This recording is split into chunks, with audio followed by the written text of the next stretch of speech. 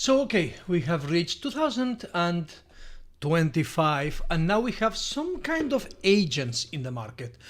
We had the Claude desktop application, and we have, of course, the Cursor coding editor, and a lot of systems like Antigravity and Windsurf, and even Visual Studio Code, and GitHub Copilot that are trying to do the same thing. What they're doing is that they are replacing the code completion thing with some kind of agent that is able to connect to the command line interface and is able to plug into the code in your code base via MCP tools that allow the LLM to get information about the code, about other files, and make actual edits into the code. So we have pretty good coding agents, and the only actual usefulness of agents is coding, and it's getting really good, and we developers are getting really excited because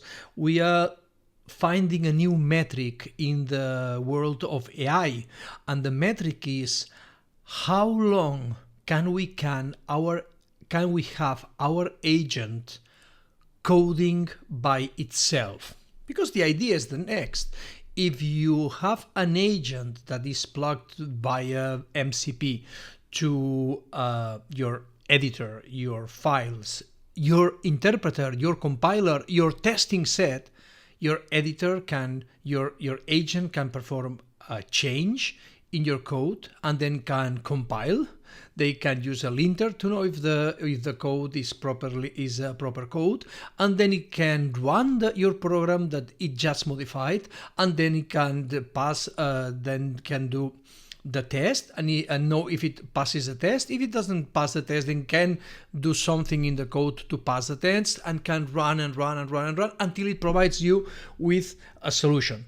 He will have a lot of problems because, for instance, if the agent has to pass a test, what it can do is hard code the correct solution into the code, as programmers have been doing for the decades until now. We find in a lot of code bases hard coded solutions because it's the only way to pass quickly and economically a test. But LLMs also do that. But more and more we are seeing these coding agents plug into an MCP, into an integrated development environment like Cursor, like Windsurf, like Antigravity, working by themselves.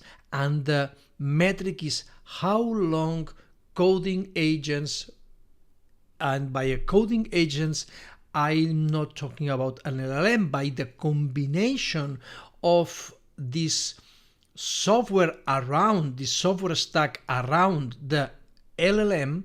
And if you have a great LLM, a good software stack, then you can have this behavior of a lot of time coding by itself and producing high quality code. And that's great. And that's the early 2025. Until something changed. The change was Claude Code. Anthropic releases a new software to help you code, a new kind of agent that doesn't have the integrated development environment. It doesn't have an editor. You don't have an explorer of files. You don't have a Git client. You don't have a linter. You don't have any interpreters. It's just your terminal. It's just in your terminal, and in your terminal, this agent has what we call right now, the word is scaffolding. If you speak in Spanish, the word is andamio. Scaffolding is everything that you build around your LLM and has all the right tools initially around the MCP servers, and it's provided with a lot of MCP servers. But the people of Claude, of Anthropic, along with Claude Code, provided a new standard. They defined a new standard, and it's a loosely defined standard. It's a standard. It's just, you get a zip file where you have a folder, and then you have a bunch of markdown files, and maybe some scripts, shell scripts or Python script to help the agent perform a concrete task. It's the idea on MCP where we had these prompts that nobody was using. And they say, no, this is a real good idea, because if I have a tool, an MCP tool, sometimes the agent needs to know how to handle this tool. And maybe the user is not going to prompt it properly. And the agent has not been, the LLM has not been trained in how to use this tool. So why don't we write the description of the tool, how it's going to, so it's like a prompt. And instead of saying that it's a prompt, it's a very specific kind of prompt in a markdown file, and we call it a skill. For instance, I have one skill in my agent system where I explain the agent how to use the command line tools that I have to produce a PDF file from a markdown file. And it has all my settings, the fonts, the paper size, if I want to use the table of contents, everything is just so it generates the PDF that I like. It's a PDF you read when you get the lecture notes. All my lecture notes are written in Markdown, are written in cooperation with Agatha, my writing agent, and we go back and forth, and we do a lot of reviews on the text and on the figures that we use and everything else, and how the lecture notes are related to the videos that I record, and then we produce this PDF, and this PDF is produced with this skill. And I also have another skill that renders the PDF, but not for paper or the screen, but for my remarkable tablet. I have a e-ink tablet, and it's rendered perfectly, so I can read it in big fonts, and it fits nicely in my page. So I have another skill. It's render PDF for remarkable, and it will even copy it to a special folder so it gets synced properly. So I can write myself because it's text. It's not a hard standard, it's not an interpretive standard, but it's the idea of the scaffolding is going to know that a skill is important. And then something else. Anthropic identified that it didn't need an MCP server to use the command line interface. It built directly the access to the command line interface within the scaffolding of the model. It's not an MCP server like Cursor was using like a year and a half, or at least it seems so. It's just direct access. You tell the model you can execute a command line interface command. And this changes a lot of things. Why? Because if we think about it, you remember what we studied in the first week, that we have this large language model that is trained on a lot of information. And within this lot of information, we don't have model context protocol. Model context protocol is something that arises and gets popularized in 2025. So when you have a big database, a big data set to train a large language model, you get information about how to use a command line interface since 1970. Since the 1970s, we have Unix terminals, and we have books, and we have lots of code and blog posts and Reddit and Slashdot and everything else in between, and Stack Overflow that talk about how to use the command line interface. And if you look at it well, everything that you can do with an MCP call, you can do it also with a command line interface client, what they call a CLI, command line interface client. So the idea is that if you need your LLM to use MCP, you need to go to a post-training data set that is going to fine-tune the model to use MCP. First thing, but every model, all the models know how to use command line interface, and they use it better, and they always interpret correctly the error messages. They know how to ask for help, and they understand the parameters and everything in between, and they understand really well the idea of standard input, standard output, standard error, and everything that goes into command line interface. So you don't need a standard. You just need to say this standard that we already have since 1970. That's the first part. all LLMs know how to use command line interface, and LLMs are forced into learning MCP.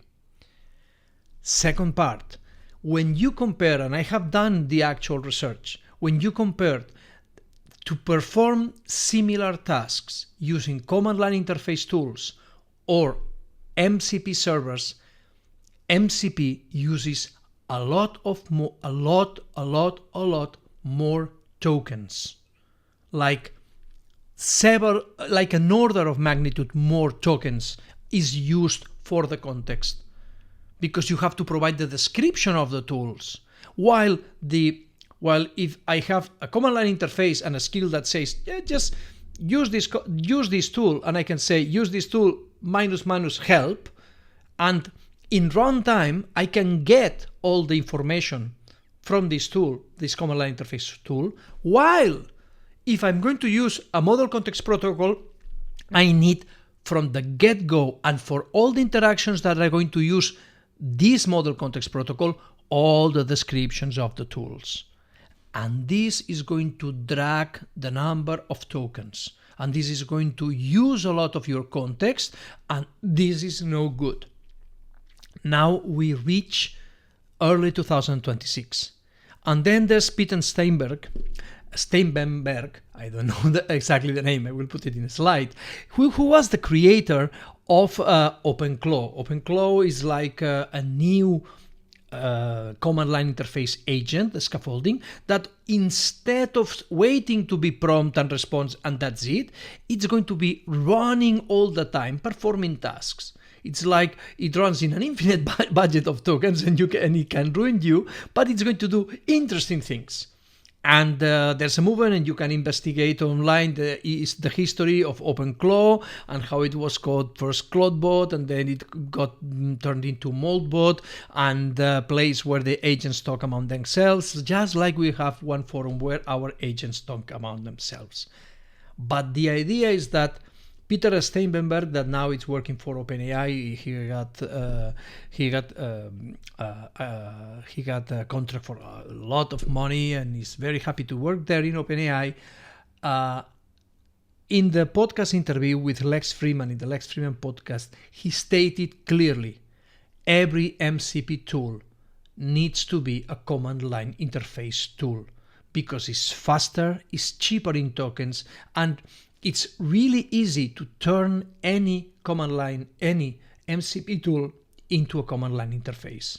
So what we have now is that we are slowly, but without much of a fuss, you can see there is not much of a fuss, MCP is being sidelined, because a lot of reputations was taken, MCP is going to change everything, and so on, but more people are focusing on how they build their scaffoldings for their command line interface agents. So you don't need to make a port of Visual Studio Code. You just need a command line interface, and that's it, and a good scaffolding. And this scaffolding can have a connector to use MCP. Why not? Because maybe you will have some MCP servers that you actually use, and you don't need to make the ports. You are using those MCP servers, and that's fine.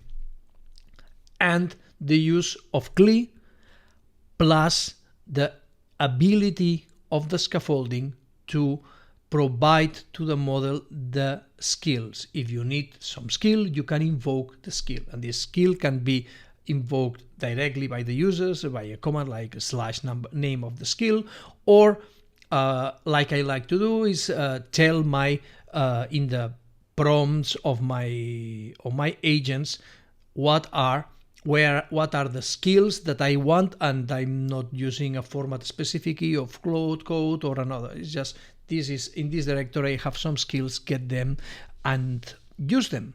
So we have command line interface plus MCP if you want it, and skills, and then you provide your agents with some kind of memory. Where? In the file system. You get one agent.md where you tell the agent what its purpose is and what it has to do, and where can it find more information, and you let it run. And the scaffolding is going to load the memories, is going to load the definition of the agent and the definition of the persona. And now we have 2026 agents, where we have the combination of MCP plus command line interface. You run in a command line interface, of course, and in a file structure you have a lot of files who are constituting the memory of the agent. And in every session, the agent, if it needs, can recall things about the project, about something that you are building, about your knowledge base, whatever you want. This is agents in 2026.